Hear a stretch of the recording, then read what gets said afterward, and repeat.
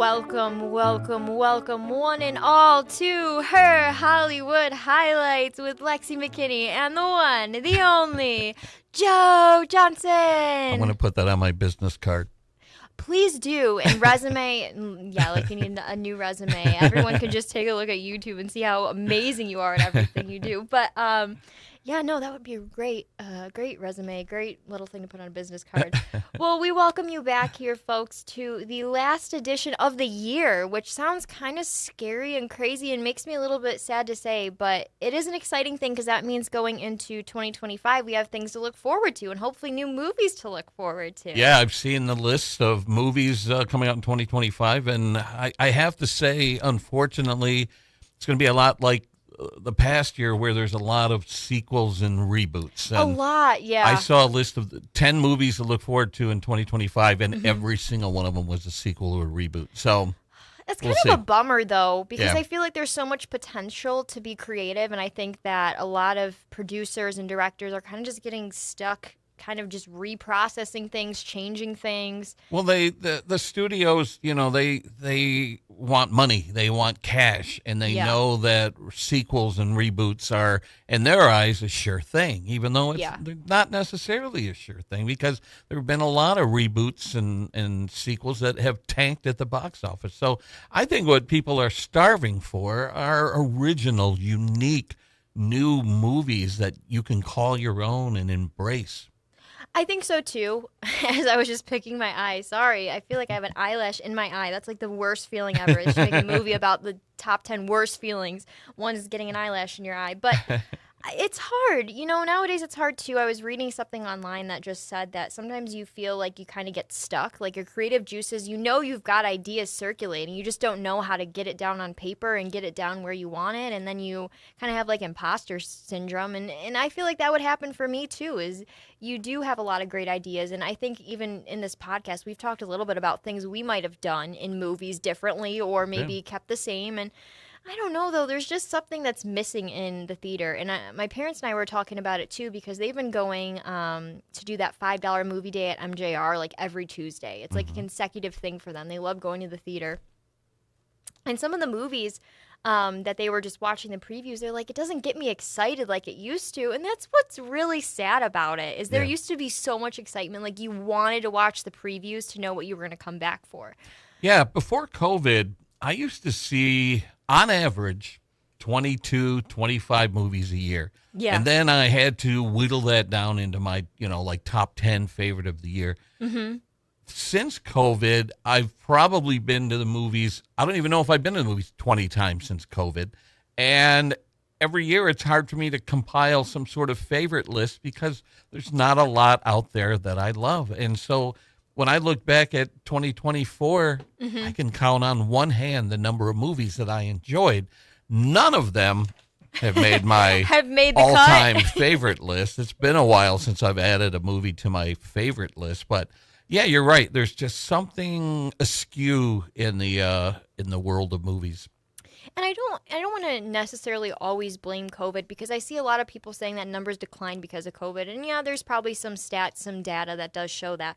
But I think part of it, too, it can't just be all COVID, because I was so excited to go back to the theater once we were allowed to go back out. So I don't want to just say it was at fault. I think we were all really eager to get out and watch a good movie in person again. You can only stream for so long.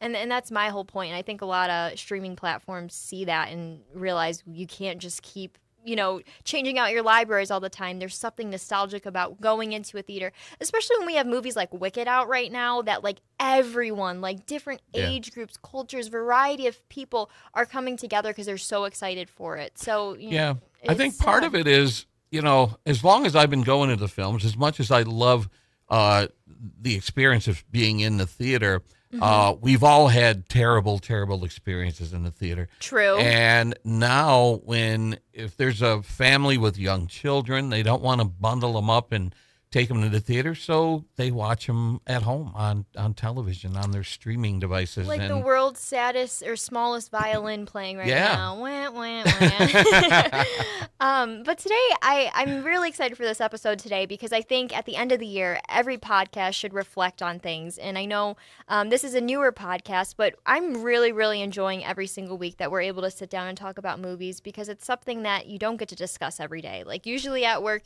well, for Joe Johnson, he's kind of cool, so he gets to talk about movies and things if he wants and gets to incorporate some fun in. But it's not always like a common thing to talk about. So when we really get to hear unique perspectives and opinions, that's what makes me so happy about this podcast is that we do get to combine both of our brains together and talk about how we feel about certain movies, how maybe we wish other movies ended up differently.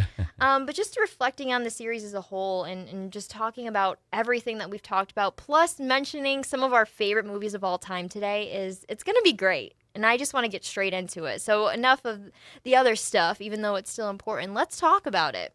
Let's talk about our list. Let me preface this by saying, I grew up in a movie theater. It was a cheap form of entertainment. There used to be a thing called the dollar show, where if a movie had been in the theater for like the better part of a year, there would be these budget theaters where a family can bring a whole family in. Yeah. And pay like $1 a ticket to see Isn't that movies. wild? And so because it was a cheap form of entertainment, my mom would take me and my brother and 2 sisters to the dollar show. And I remember being in the movie theater almost every weekend. And so movies growing up they were a big part of my life and helped shape me, into who I am today and form my opinions about life. Right. And so movies, are really important to me. And so when you talk about our favorite movies, the list that I have here in front of me isn't necessarily the greatest movies ever made. That can be a separate list. These movies, this list of 100 movies I have here in front of me, are the movies that impacted me growing up, the ones that I saw and had my jaw hanging open in the theater, or sitting next to my mom and hearing her laugh out loud at a movie. Those are the movies that make up my 100 favorite movie list. So that's fair. So you kind of, when you were making this list and composing everything together, you kind of had like a rating system in mind. It wasn't just, okay, I'm not going to look at the continuity. I'm not going to look at the, the dramatic, the irony. I'm not looking at all this. I'm looking at what it did to me, the imprint that it left on me throughout life. And I really like that because I think that's important too, is that there can be movies that are way better quality, right? Because it's hard to say unless like you're a critic what the best is. I mean, we can of course make our own and speculate and then have facts to back it up.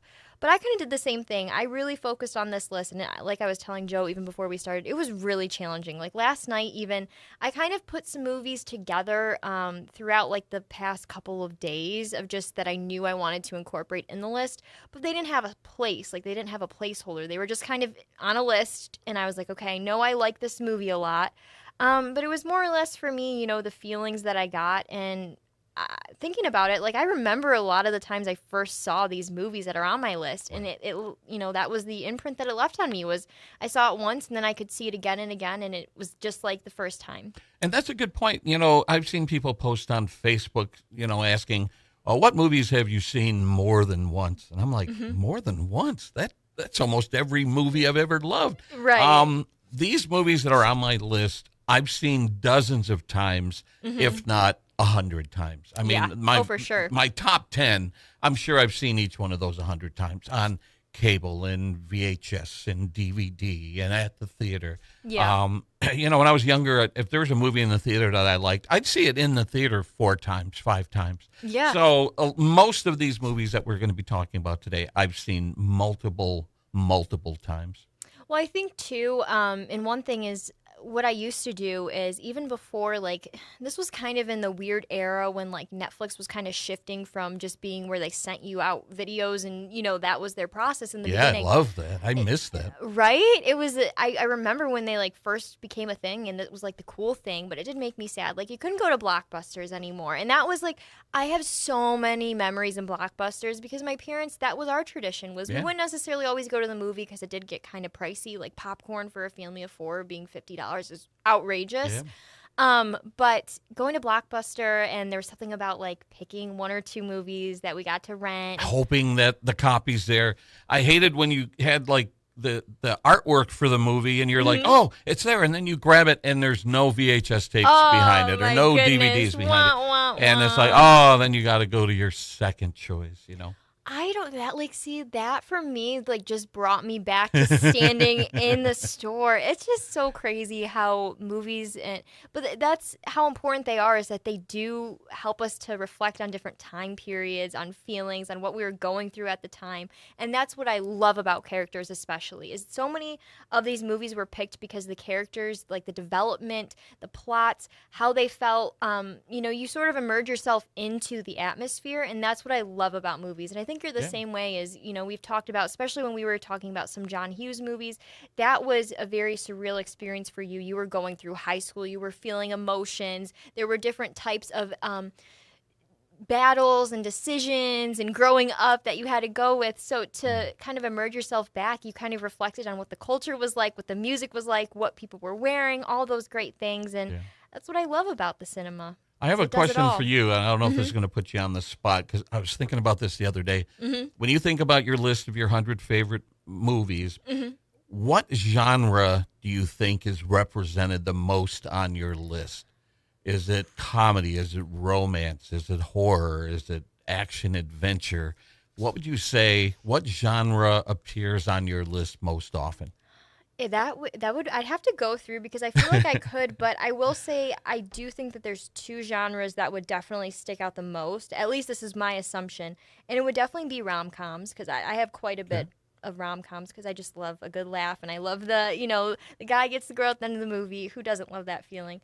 But there's a lot of action too, if I'm being honest. It's action and rom-coms. Like, I think those are like pretty evenly distributed, maybe one more than the other. But it's hard too, because you have to consider, like, I have the Rocky movies in here, and like there's several of them.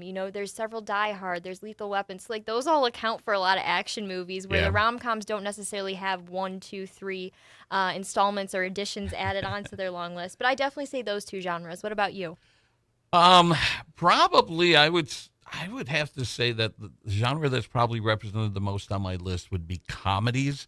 Okay. I love comedies. Something about just being in a theater and having these memories of falling out of my chair laughing at some of these movies, and stepping out of the moment and looking around and seeing a theater filled with several hundred people all laughing out loud at the same time.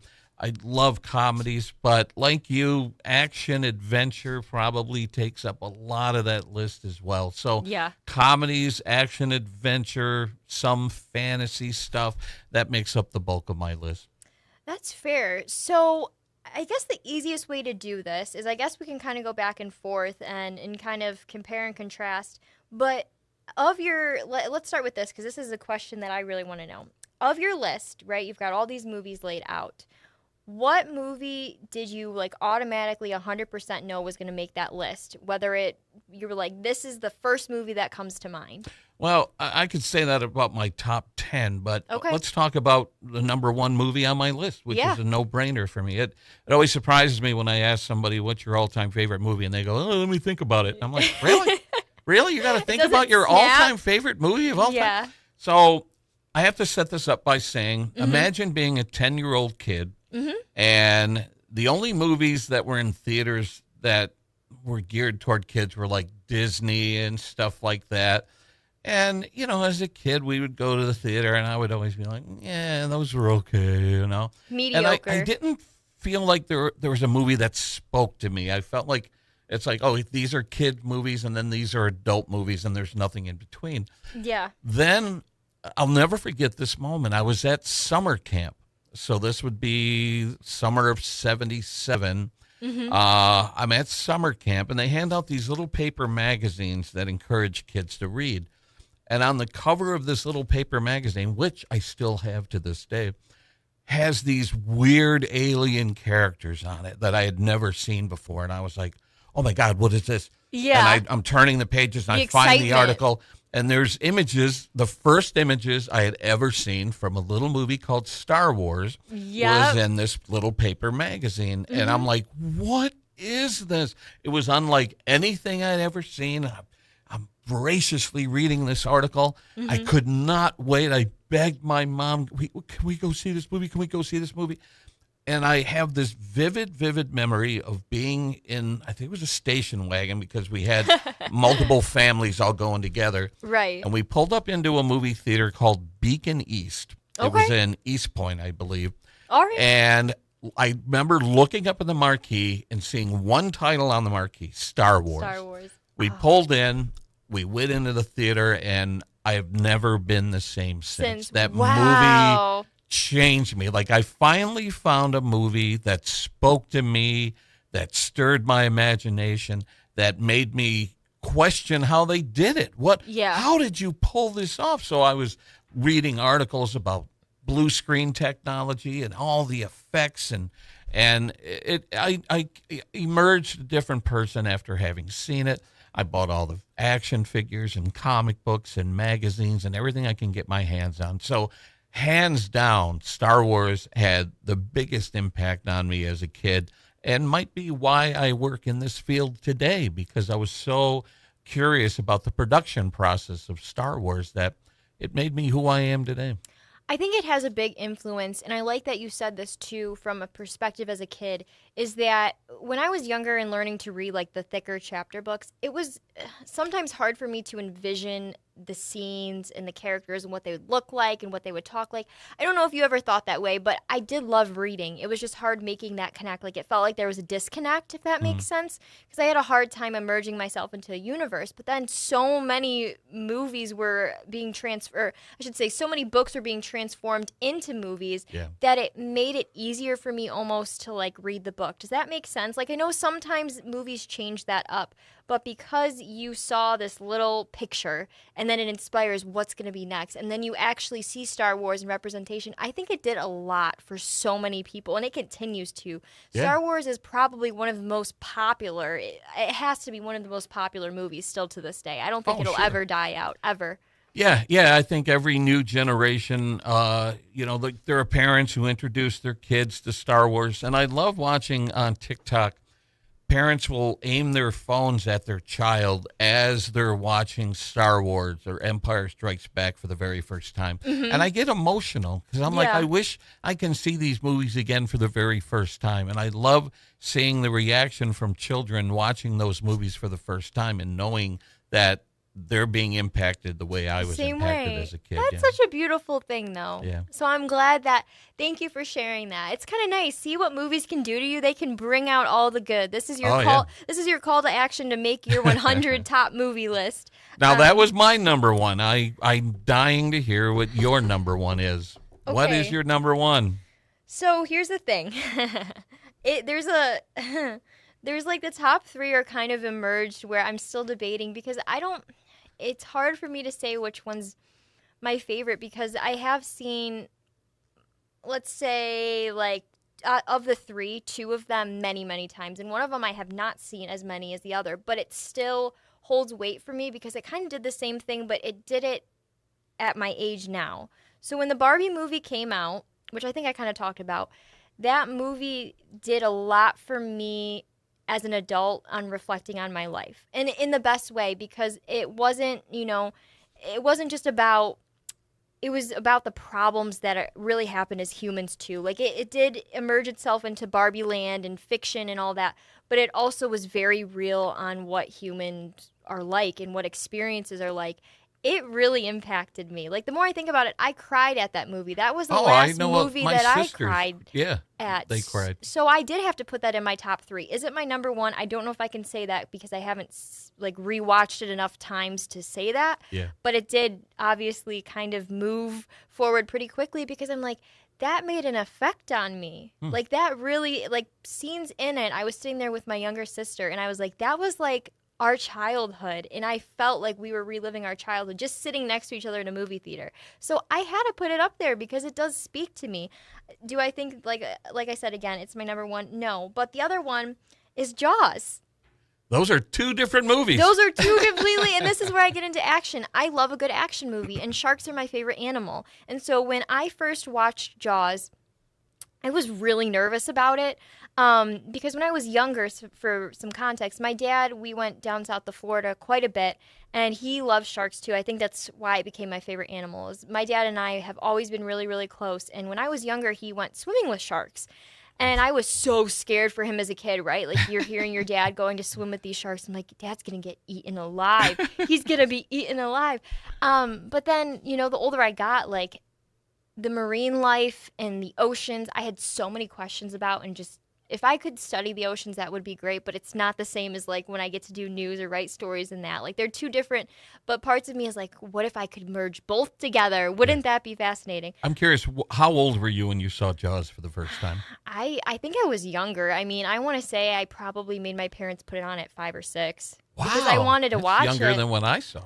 They well, my mom was more skeptical, but my dad was more or less like, I think he was more scared how would I react with fake blood, you know what I Yeah. mean? And I wasn't really scared of it, but I think younger me was more like on the edge of her seat, like what's going to happen? Well, that music gonna always happen? kind of tipped off that something was going to happen. So I could imagine you as a child sitting there watching this and hearing, da-da, and you're like, Yeah. uh-oh, And then- here it yeah. comes. Da-da. And then every time you jump in a pool after that, you're like, oh my gosh, a shark's going to emerge from the drain at the bottom of the pool. But it did something to me because I think that movie alone, everything was done perfect in my opinion. I love Jaws. It has to be the first one though. I like some of the other ones. The second one's not bad.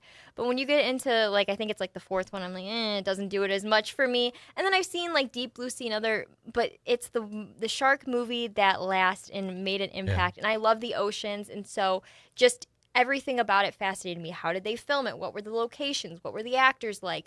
Everything, especially when they're getting towards the end of the film and they're all seen and they're singing in the little cabin of the boat. Like there's just this eeriness, there's this tension, there's what's gonna happen. In the way everything panned out, I mean, I really liked that movie. Yeah. Well, seeing Jaws at the movie theater is one of my favorite memories of seeing a movie in a theater. So Jaws came out, 76? 75, I want to something say, like that. yeah, I want to say it came out. My dad was about the age Yeah. that I first saw the movie, so yeah, I think he was 5, and Okay. he was born in '70. So yeah, I Yeah, think so it was around 75. then. And so I was probably about 8 years old or so when Jaws came out. Now, I grew up in Hamtramck, Michigan, and we had one of those old-timey one-screen movie theaters called the Martha Washington Theater. You'll have to look up images online one day. It's something out of Yeah. the past. See It's the not there history of anymore. it. They tore it down. But imagine going to this one-screen movie theater, meeting up with all my friends from school. My family would be there too.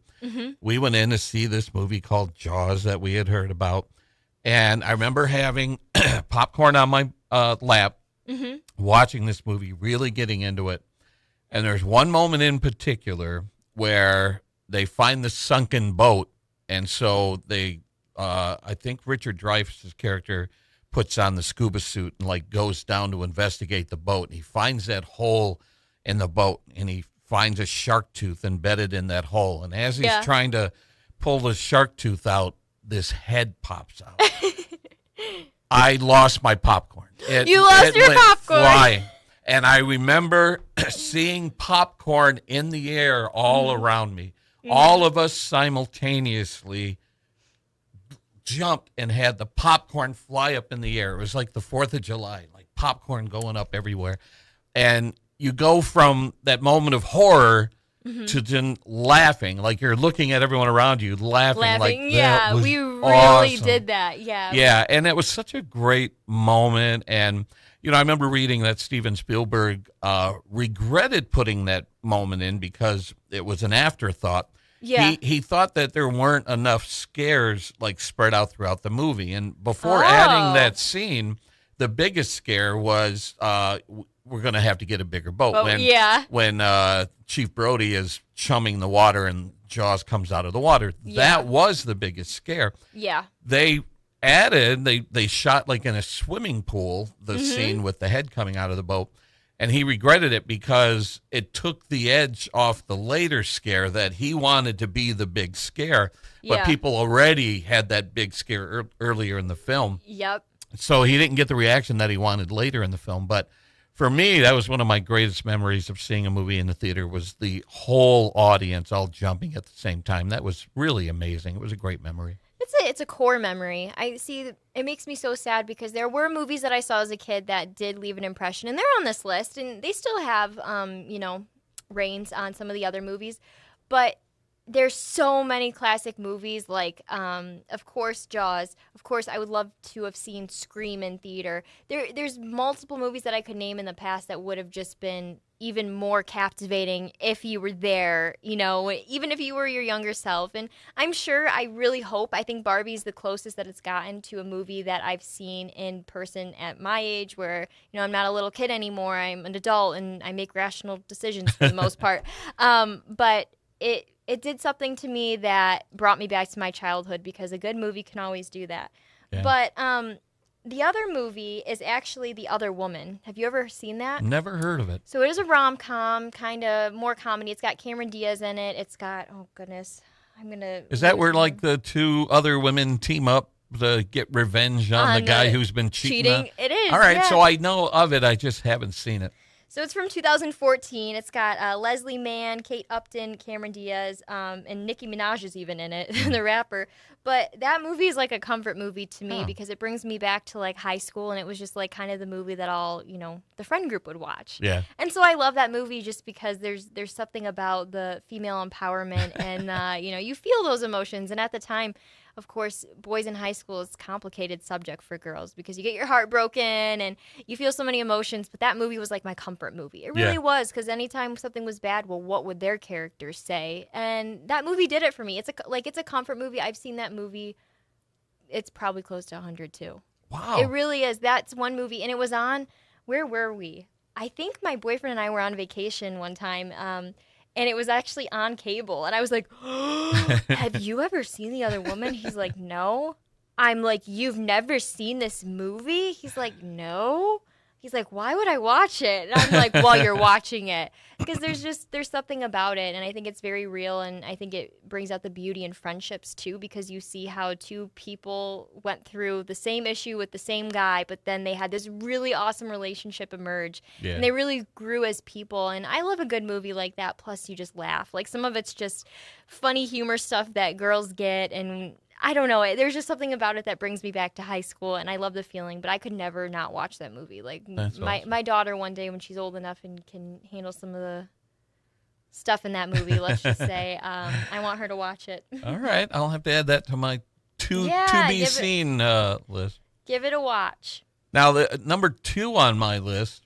Again, this is another memory I have of seeing a movie at the theater. So again, my mom had taken us to the Dollar Theater, and there were 3 movies playing at this Dollar Theater, and basically they would just be running all day. So movie number 1 would play when that ended, movie number 2 would play when that ended, movie number 3 would play, and then it would start all over again. And so we went to go see this little movie that I had heard about called Raiders of the Lost Ark. Now, all I really knew about it is that Han Solo from Star Wars was in it in this new role. I'm like, really? Han Solo's in this? Knew not a whole lot about it. George Lucas and Steven Spielberg had dreamt up the idea on a beach, saying, I have this idea that's kind of like James Bond, but it's more of like a relic hunter sort of a thing, done like old-timey movie serials from the 30s or whatever.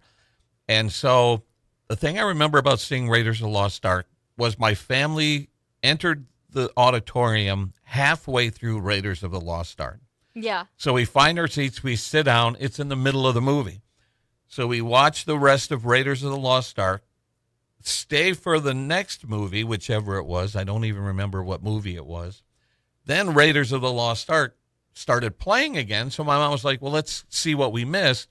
And we watched Raiders of the Lost Ark up until where we had walked in. Yeah. So the first time I had seen Raiders was backwards. I saw the second half first and the first half second. And so like the boulder scene, which is at the beginning of Raiders of the Lost Ark, such an epic moment, epic scene. Yeah. In my brain, it was in the middle of the movie. Which is so odd.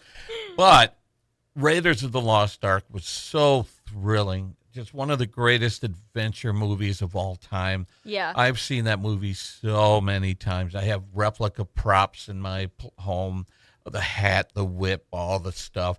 It had such a huge impact on me. I absolutely love the memory of seeing Raiders of the Lost Ark in the theater and watching it countless times and picking up new little details and things along the way. So Raiders of the Lost Ark is number 2 on my list. And then number 3, again, I have these vivid memories of seeing these movies in the theater. So Yeah. you've probably heard of a TV show called Family Ties. It Yep. had Michael J. Fox on it. It made him a star.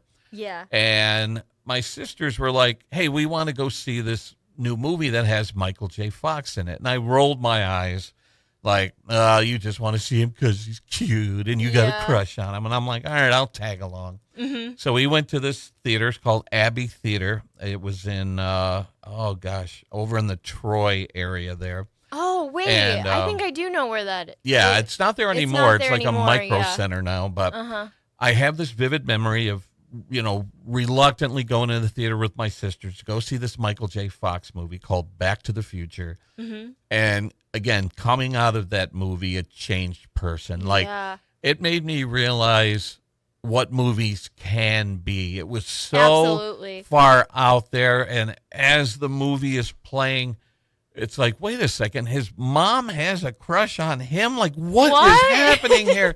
It was life-changing. I mean, it was such an amazing experience to have seen that movie in the theater when it first came out.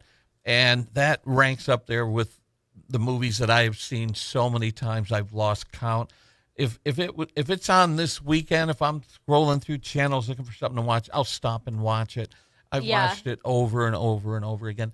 And again, it's had such a huge impact on me that I've met most of the cast. I Yep. collect a lot of the prop replicas. I have a flux capacitor at home. The only thing I don't have is a full-size DeLorean, which is on my bucket list someday. It's on the list. I But, hope you yeah. get that. You kind of need Oh. that's a really key component to add to the collection, especially for that movie. Yeah. Yes. So those 3 movies, as you could imagine, had such a huge impact on me where I have vivid memories of seeing the movies in the theater and walking out of that theater a different person. And that's something I can say about a lot of these movies on my list is they changed me in some way. They added a piece to me. They rewired my brain. I when I see a movie I love, I emerge a different person. Yeah. Oh, 100%.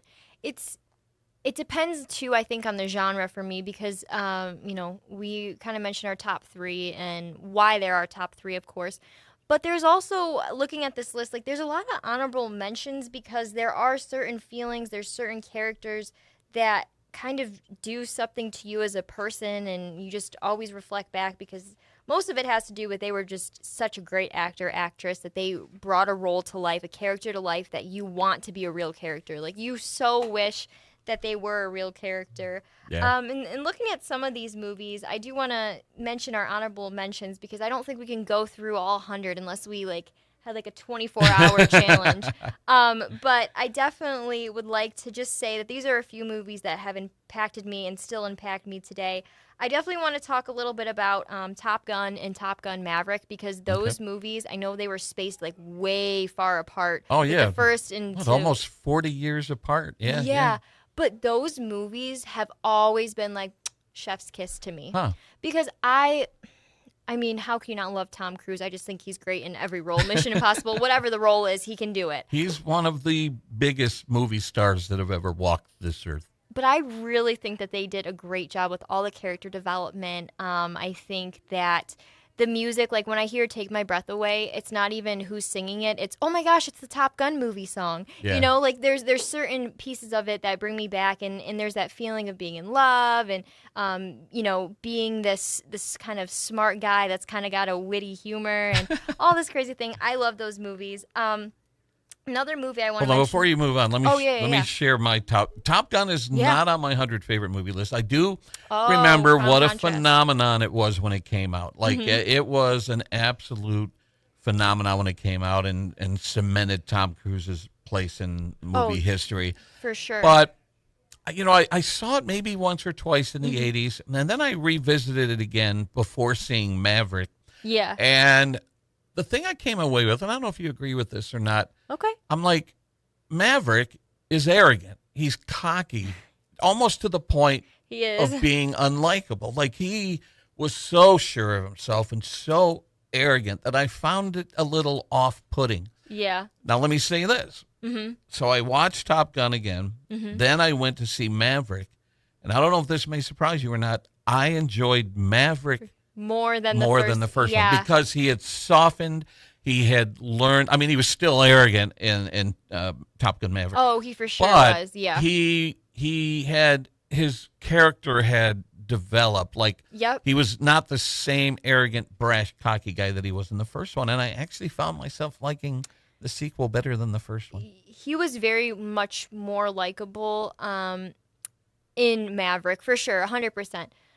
I guess for me, I don't know. It might have been too.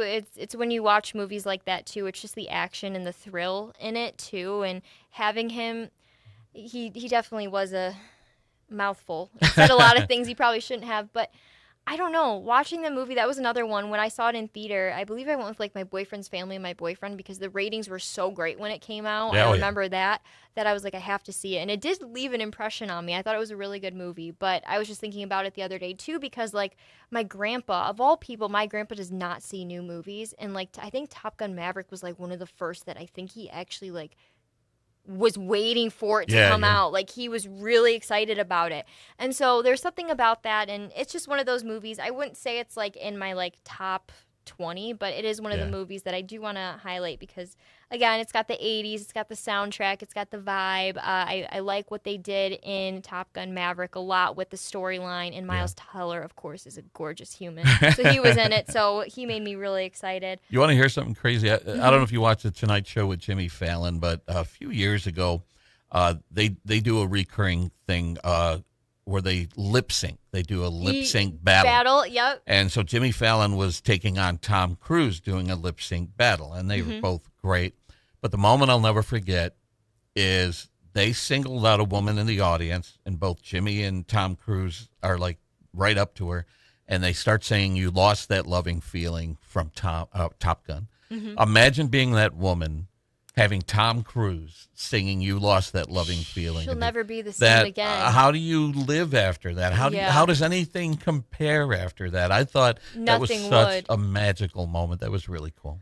It's cool too because I know, there's been a lot of speculation about him because things with his religion and everything. Yeah, he's had a kind of a strange impact on the world of what people really think about him. But I do think at the end of the day, like all the interviews I've seen of him or how he interacts with people, I don't think he's a bad dude in real life. I think he might have different values, but we all have a different like system of our motivations and how we value things and our morals. So I guess it's not fair to judge everything everybody does. But yeah, and you know that's a topic for another podcast.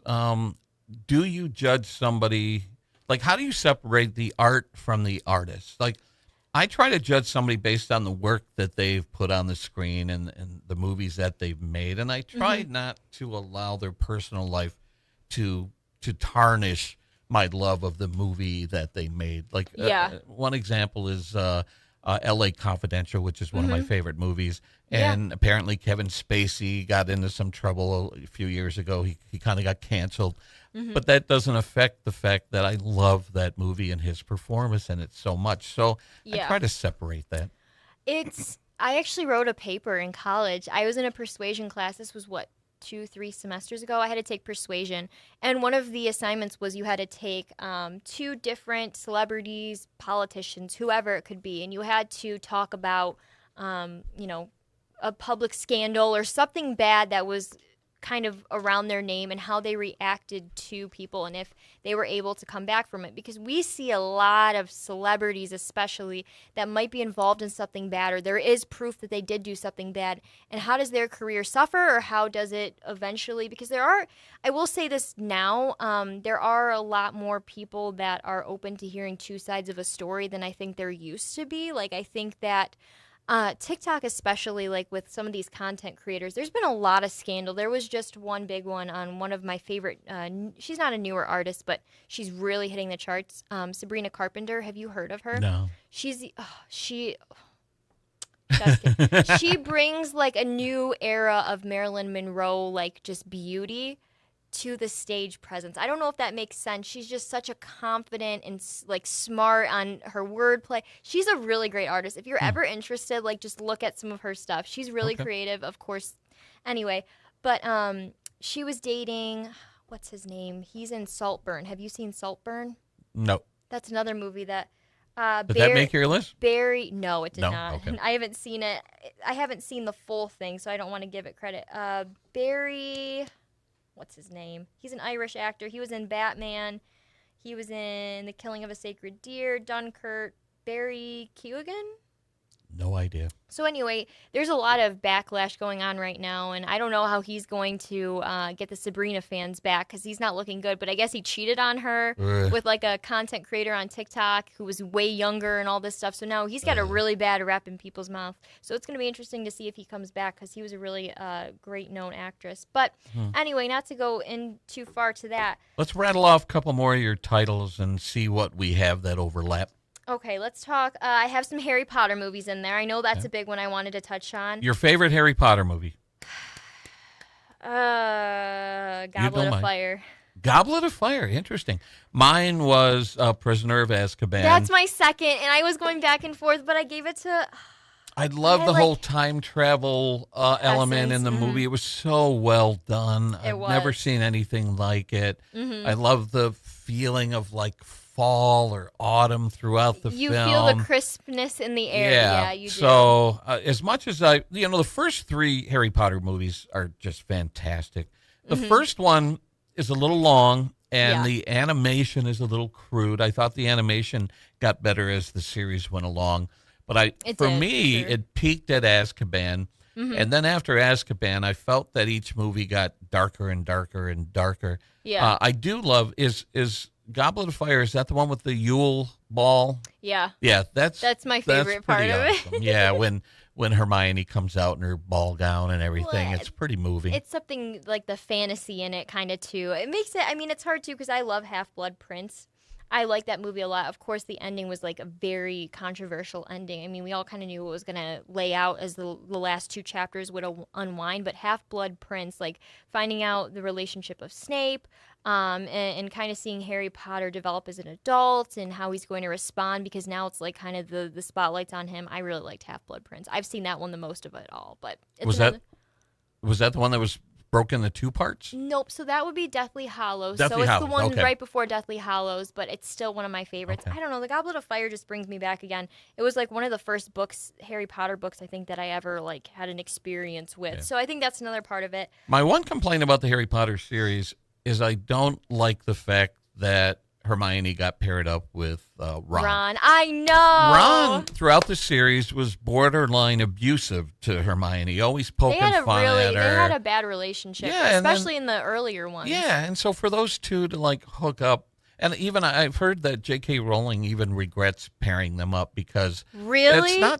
it's not something you would want to encourage little girls to do to, forgive the bully and hook up with the bully. I mean, he was pretty nasty to her. And she was very It intelligent made her and smart. cry, yeah. So that's the one complaint. You ask me all the time, what would you change about a movie?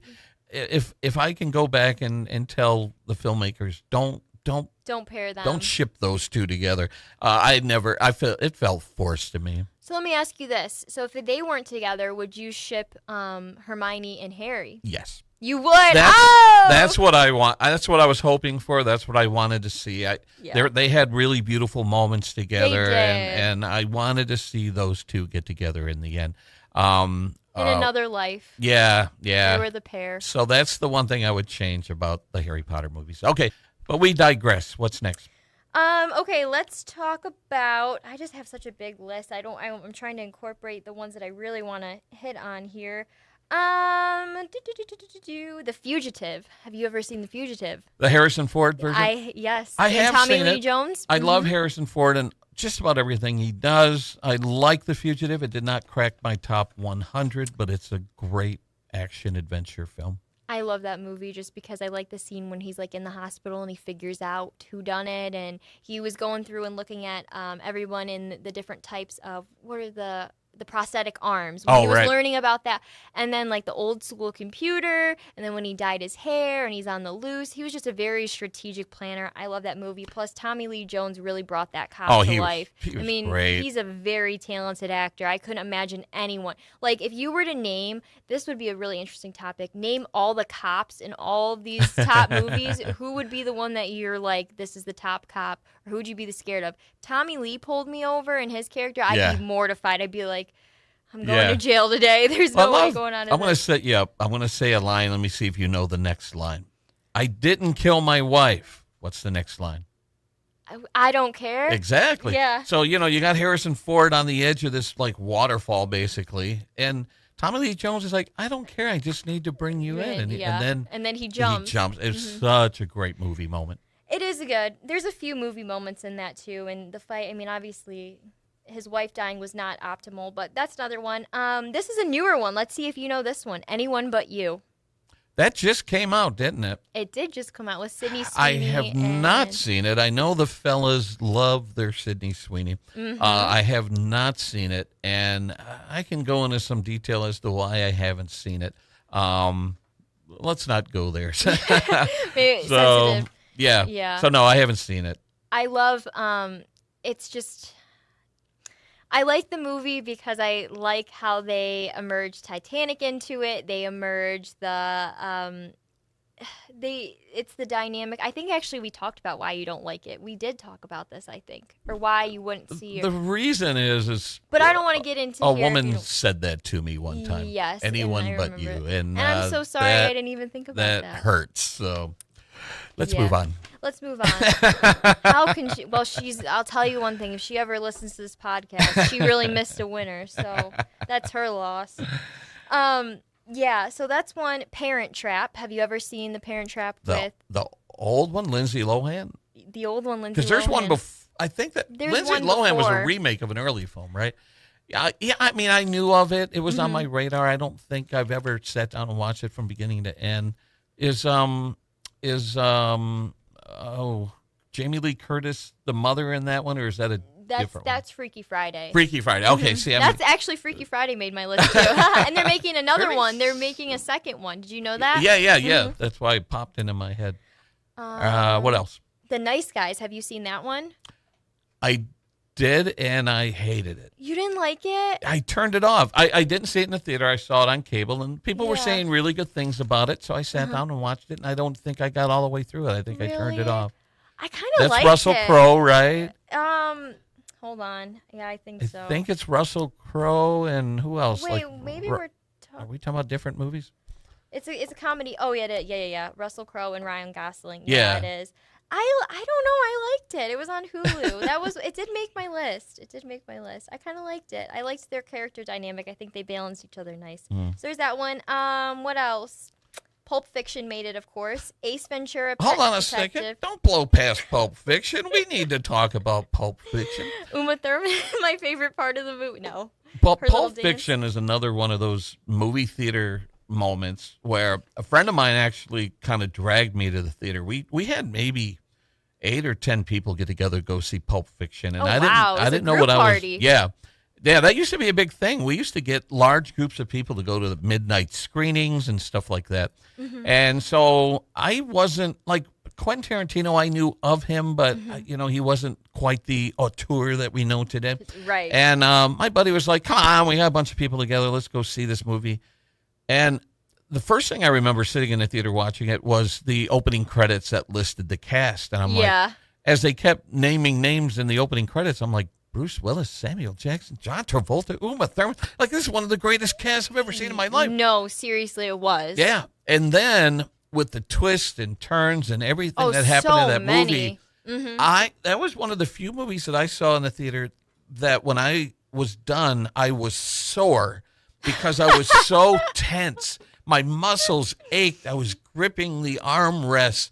Like, what are you doing? Don't go there. Yeah, don't do that. And in addition to that, again, this is a movie that changed me as kind of a filmmaker because I always liked my movies telling like a linear story, and Pulp Fiction Doesn't threw that do out that. the window. Oh, no, there's it no reaches a rule. certain point, then it goes back and shows, like, fills in the gaps that we missed earlier.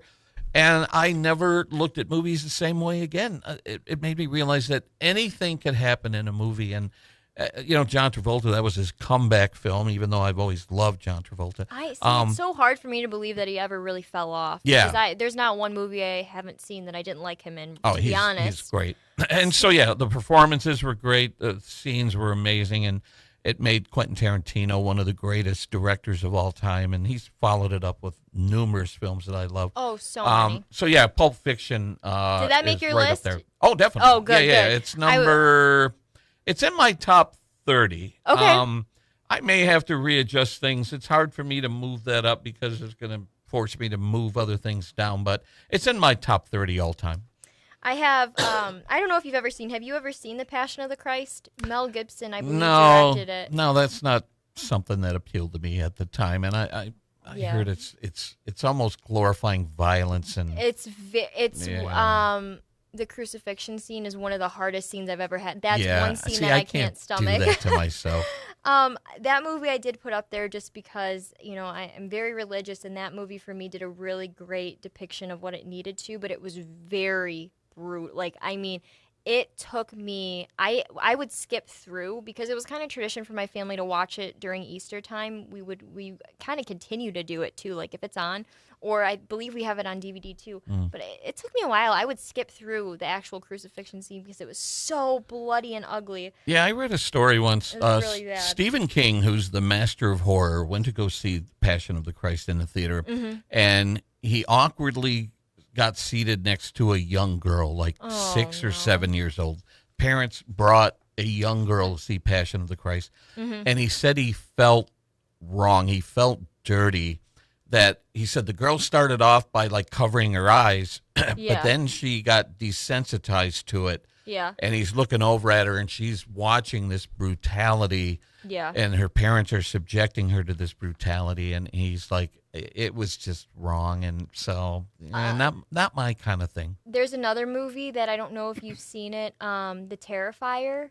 Those I will not There's watch. three of There's those? 3 of them. Yeah. The second one, I cannot watch it. I'm it not- makes me sick to my stomach. There's a few horror movies on my list, but horror isn't necessarily a genre that I'm drawn to. I Yeah. won't go see horror movies anytime other than like October. Yeah. Like I'll immerse myself in horror movies in October. The rest of the year, I don't understand people who are obsessed with horror. There's and their so whole many people that collection are. Is, I'll see pictures on Facebook. People are like, "Oh, here's my movie collection. It's all horror," and you'll see like Freddy's mask and Jason's mask and Freddy Krueger's glove.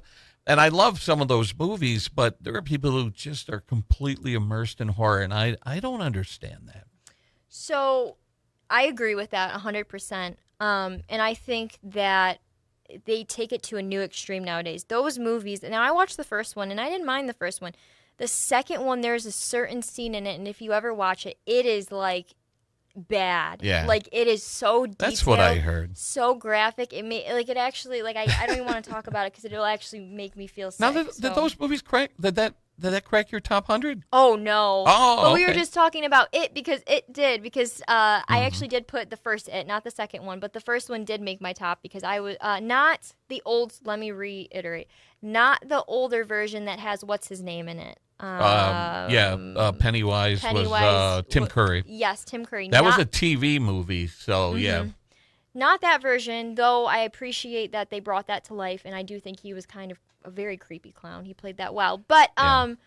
the newer one that came out, what year did it come out? I really liked it. I did see that one in theater, and it was Yeah. spooky. I think Pennywise liked should be considered one of the all-time great horror monsters. Yeah. Pennywise is terrifying. Absolutely He's terrifying. so scary, and he goes for the whole fear tactic is so real and so raw. Yeah. I absolutely love the storyline. Stephen King is a genius when it comes to these Sure. horrific storylines. I've read a lot but he of his does books, it so he carefully constructs them so well. So that did make my top 40. Okay. What else did? Have you ever seen Big Daddy? with Adam Sandler and Cole and Dylan Sprouse? Let me say this about Adam Sandler. Mm-hmm. I loved Adam Sandler on Saturday Night Live. I Yeah. mean, I could even go all the way back to an MTV game show called Remote Control where he made his debut. I loved him on that. That was from a while ago. But when he started doing movies, I was kind of a snob. Mhm. And so what was it? I think not Happy Gilmore, Billy Madison. Billy Madison. So let's go all the way to Billy Madison. When it came out, I kind of dismissed it as sort of a slob comedy sort of a thing. Yeah. Had no interest in seeing it. And everyone I knew who saw it was like, oh, it's so funny. It's so good, blah, blah, blah. And I'm like, yeah, whatever. Yeah. And I was kind of a snob. I turned my nose up to You're it. like, no. And then like Billy Madison came out, same thing. I was like, I have no interest in seeing that. But then with cable and stuff, you can't help but see it on cable. And I'm like, all right, let me see what all the fuss is. And I'm like, okay, these are funny. These are Yeah, great. he's So- he's got a good. He's an can- acquired taste, Yeah. I guess. So I liked Billy Madison, really liked Happy Gilmore, Mhm. but I felt that he peaked with The Wedding Singer. Yeah. Oh, he did. That's probably his chemistry best film. with Drew Barrymore was it was a great movie. After that, I was kind of hit and miss with a lot of the stuff that he did after that. But Yeah. if you were to ask me what my favorite Adam Sandler movie is, it would be Wedding Singer. And at one time, it was on my 100 greatest movie list, but it may have gotten knocked off at some It got point. bumped off. Yeah. It's Swimming with Jaws. I like the movie Big Daddy because, Adam Sandler plays a character. I actually just made my boyfriend watch it. He's kind of a recluse. He doesn't have his life together at all. And then this kid is basically his buddy's out of town, and his buddy finds out he's a dad. Oops, I'm a dad. And this little boy, and this cute, timid little boy, and you just see him. You see the character development, and you feel the character development, and then the end ruins it. But I understand what they did at the end. But that movie for me, there's just something about it. I remember watching it with my cousins and my sister, and I don't know, there's just the dynamic, and there's so many funny scenes in it. There's like a montage in the middle of it, and it's just all these funny scenes of like a real like fatherly figure and a little boy and real relationship stuff, and it just makes you laugh because especially he's trying to teach the kid to go to school and stuff and teaching him about potty training and all this, and this stuff Sonny lets him get away with, and the teacher's like, do you realize what he just did? And he's like, you just got to give him freedom of choice. That's what's wrong with the world nowadays is Yeah. kids don't have options. Would you say it's your favorite Adam Sandler movie? Well, I've seen so many of them. I don't know if it's my favorite. I don't know. I'd say probably top 3 for sure. But it would be hard for me. I haven't seen a lot of Adam Sandler lately. Like, I remember Yeah. watching him a ton as a kid when Grown Ups came out. The Wedding Singer I've seen. Little Nicky I've seen. There's a Cobbler I think I've seen where he's the shoe guy. And there's a few of them that I've seen a lot. I know he had like a newer one come out on Netflix. I wasn't He really did a fan. really I wasn't dark a fan one. of it. He did a dark one where he had like a gambling problem and Was that Uncut Gems or something? yeah, and I didn't want to see him in that role. I'd rather have him make me laugh than to see him. I just can't see him being that type of character. It would be Yeah. too hard for me. I'd be like, okay, where's the plot twist? When's he gonna jump out with a crazy line? You know, every comedic actor, I think they have it in their brain somewhere that they want to take that Oscar shot. They want to Yeah. win an Oscar, and Robin Williams did it, and Jim Carrey has done his comedic roles and he's done his dramatic roles. Yeah, so comedians always want to try to break into the world of drama, and sometimes it works in the case of Robin Williams, and a lot of times it doesn't. And I don't know if I want to see Adam Sandler in his dramatic role. What's interesting about it is not to get too much off topic because I know we're at like an hour length, but we're just having such a good conversation because this is what movies does to people. Again, if you haven't, make your 100 best favorite movies list. Actually, do your favorites first, and then you can get critical. Yeah. Do your favorites and talk with a friend because it's interesting. You can get into some really cool conversations, Yeah. as you can see we are. I think I mentioned before, this list was inspired by the American Film Institute. They did, back in 1997, they did their 100 greatest American movies. That's what initially inspired me to create my list. Then they revamped it about 10 years later, I think, because they wanted to include Titanic. The original list came out the year Titanic was released, so it didn't make the cut. So I think Titanic kind of prompted them to say, okay, we need to include Titanic, which Did is you on my put? list. I by was the going to way. ask. Oh, I think it's one of the greatest What number movies is it ever made. sitting at? That's a good question. I'm going to have to scan my list He's here gotta- real You quick. got to check his list. Check Check it twice. I'll have to get back to you on it. It's on my list. I can't find it Can't right find it? now. But I do think it's, when the credits rolled as I'm sitting in the theater, I remember thinking, oh, this is one of the greatest movies. There it is. It's number 76 on my list. 76. So Yeah. it does make it to the cut. Yes. Yeah, that is a really great movie. I mean, that'll always capture a lot of people's hearts. They It's did so a really epic. great job though. That Yeah. whole movie. I mean, that's another movie I wouldn't change anything about. I Yeah. leave it as is. Of course I would want him to survive, but You want to hear my top 10? I do. All right. So the oldest movie on my list is because I grew up, my family gathered around the TV. Every year around the holidays, this movie would air. I think it was usually around Thanksgiving, was The Wizard of Oz. We watched The Wizard of Oz all the time, and I've seen that movie so many times. And so, that's probably the first movie that I really loved as a kid, and watching it every year up through adulthood, and then going to see screenings on the theater, like at the theater on the big screen. It was always a thrill to be able to see it in an audience with Right. children seeing it for the first time. So The Wizard of Oz is number 4 on my list. The Empire Strikes Back. Okay. I think the greatest sequel ever made was The Empire Strikes Back. That was, imagine being a kid, being a huge fan of Star Wars, and then they say, Star Wars Part 2 is coming Dun, out. dun, Oh, dun. my God. Yeah. And it did not disappoint. The Empire Strikes Back was so great. It was a little dark. Luke gets his butt kicked throughout the entire film, but it's so absolutely, he epic, does. so good. E.T., the extraterrestrial. Yeah. That movie made me blubber like an idiot. Oh, me I too, for cried. sure. I cried for sobbed in the days. movie Yeah. theater when E.T. gets sick toward the end there. Yeah. Who Framed Roger Rabbit? A movie we've never seen anything like it before or since. We where will never see anything Warner Brothers like it. characters and Disney characters appeared on screen together. That will never, ever happen again. It's such a great noir film. Yeah, for great sure. performances. It was great. That was Robert Zemeckis, who also did Back to the Future. Ghostbusters, again, something we've never seen before or since.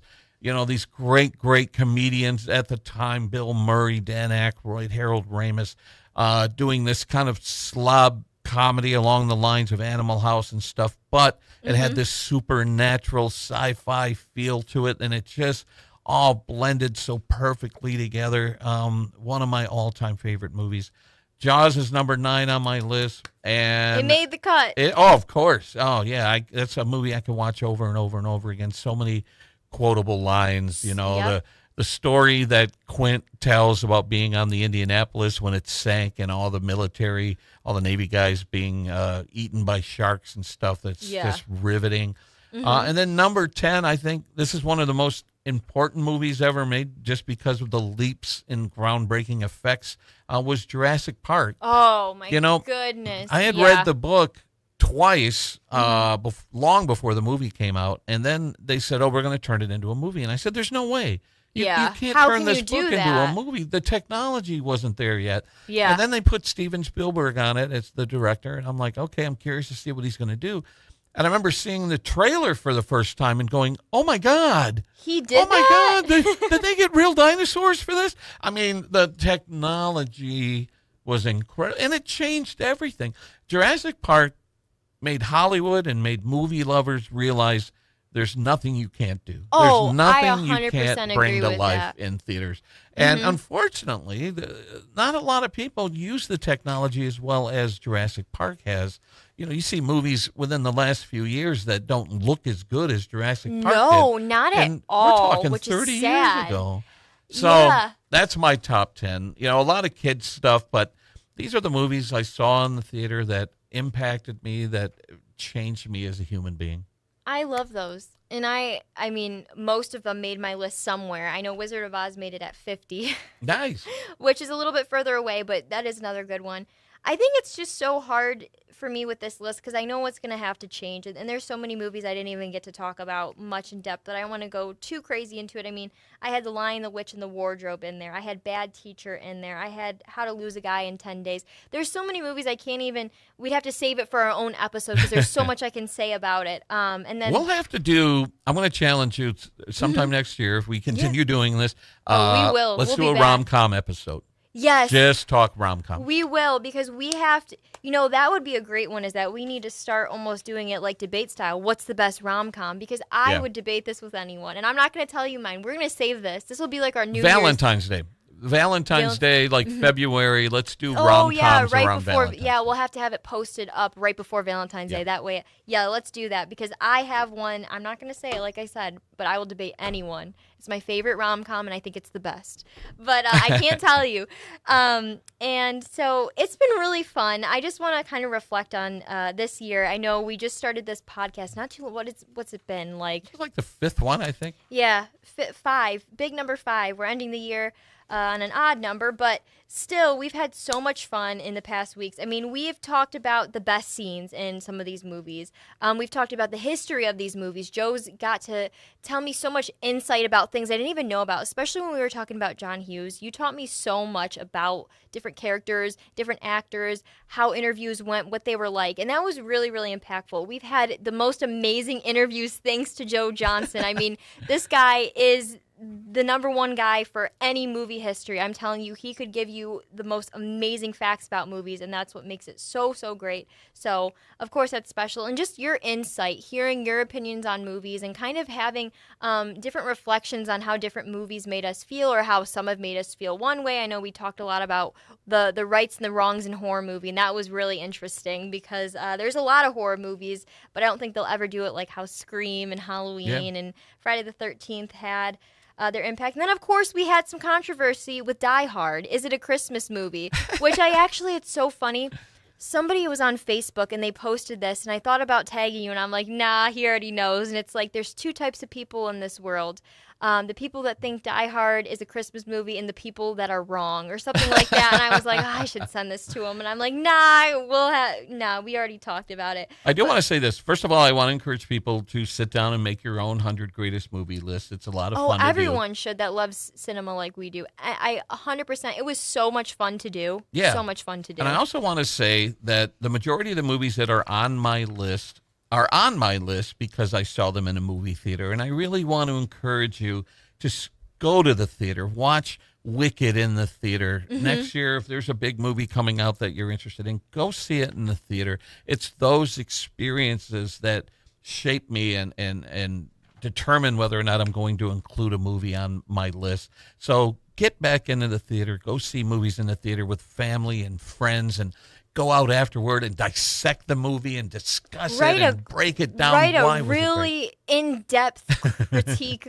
I always wanted to be a movie critic. Honestly, that would be the coolest job in the world, because I know there's some movies out there that I could go in and say overhyped. Like, that's all I'd want to say. Do you ever notice when you are looking at critics, like the ones that are bad, it's like the most funny ways of discouraging people from seeing the movies. If you're ever bored, there was I don't know if it was on Reddit or if there's like another app. It's like ranking movies, because I actually Googled it last night. I was like, what does America think are the top 100 movies? And it's interesting because none of them are the same still. Yeah. I mean, we see a lot of the names that we've talked about today, which I think, of course, like Jaws was in there, Jurassic Park was in there, Back to the Future, Ghostbusters. Those were all named. Star Wars, of course, was in there. The Hunger Games was in there, but different orders on who thought what Hunger.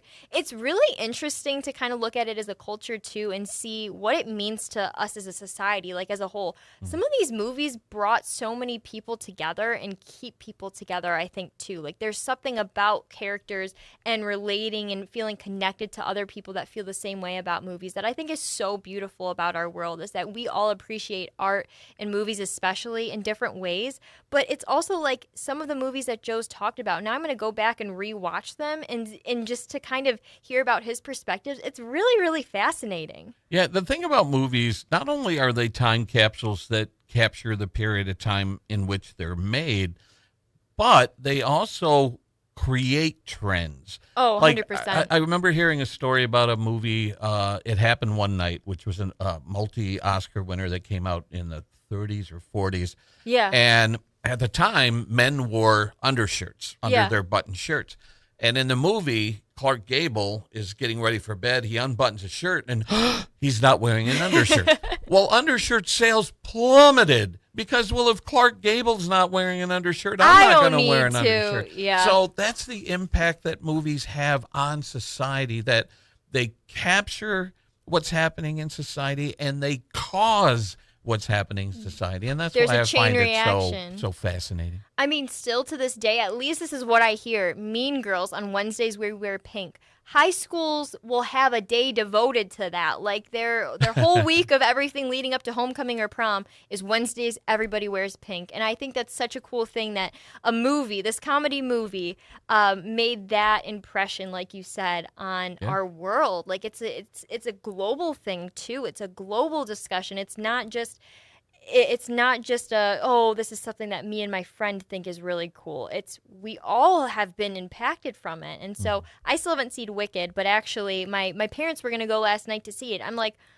Or Tuesday night, I was like, hold the phone. If I'm going to sit and take a 3-hour final, you are not going to see Wicked without me. And so they didn't see it. They were nice. But that is on my to-do list for the end of the year is to see Wicked. Yeah, and I'm going to make my prediction that it's going to win multiple Oscars come March. Oh, you know it is. Except now it's going to be this waiting game for when the next movie comes out. Yeah, And I just know it's going to be like this, we talk about it, and then the anticipation is just going to go whoop through that, like everyone's going to be talking about it. And I'm kind of excited to see it. I know maybe we'll talk about this too in the new year. Because I want to see a couple movies, and hopefully now that I have a few weeks off of school, I can kind of sit back and watch some new movies I haven't seen, because I still haven't seen Deadpool 3. So I'm really hoping to watch Deadpool 3 because I heard it's my favorite movie of the it's year. on Disney Plus, and my cousins, I believe, are going to let me log into their account so I can watch it. So maybe in the new year, that'll be our first episode, because I know you said that was an extravagant movie that must see. It was, my favorite movie of the year. Not necessarily 100 greatest list material, but definitely my favorite movie of the year, and my favorite movie I've seen maybe over the last few years. Okay.